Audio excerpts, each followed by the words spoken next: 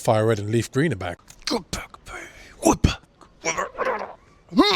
Yep, FireRed and LeafGreen are back and they're going to be ported to the Switch. The games are nearly identical, however there are some subtle differences that are going to change your gameplay experience. Here are 4 facts plus a sneaky little bonus one if you stick around to the end that's going to help you choose between FireRed and LeafGreen. Fact 1, you have to bear in mind that each version is going to carry version exclusive Pokemon that you can only catch in one of the 2 games. What does this mean? It means this. In the mid-game, you're going to have more aggressive teams on FireRed with lines like Growlithe and Arcanine. On the LeafGreen side, though, by contrast, you're going to have more strategic kind of slow build kind of teams like the Vulpix and Ninetales line. Fact 2, do you remember the Sevii Zone? Well, depending on which version you pick, you're going to be able to pick between the 2 bug types.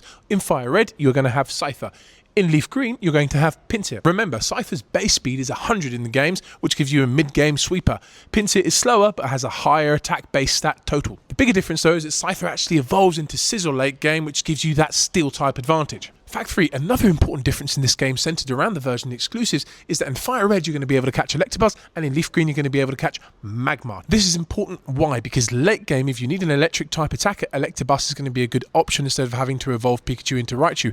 LeafGreen doesn't have this option. So in terms of better variety for an electric type, if you're not leaning on Raichu, you have to go with FireRed. Fact 4, this is a very good one. After beating the Elite Four, trainers unlock the Sevii Islands. Island 2 specifically is a doozy. This is where you're going to find other version exclusives from Johto that you haven't seen in your journey thus far. If you need help deciding, just go back to Fact 1 in this video where you see the version exclusives. Here's your bonus fact, Fact 5, and this is an important one if you like shiny Pokemon. Going back to Generation 3, and those of us that have been around from the start, we understand the struggle. Shiny odds in this generation are 1 in 8,192. There is no chaining, there is no shiny charm. So if you want a shiny in this game, you have to go through the grind. Going back to the generation exclusives, this is very important. If you want a shiny Magmar, you're going to have to go with LeafGreen. If you want a shiny Arcanine, you're going to have to go with FireRed. So let me know down in the comments which one you're going to be playing. And the most important thing about this one, you know, is that these are Generation 3 mechanics. That means we may get Ruby, Sapphire, and Emerald as ports for the Switch.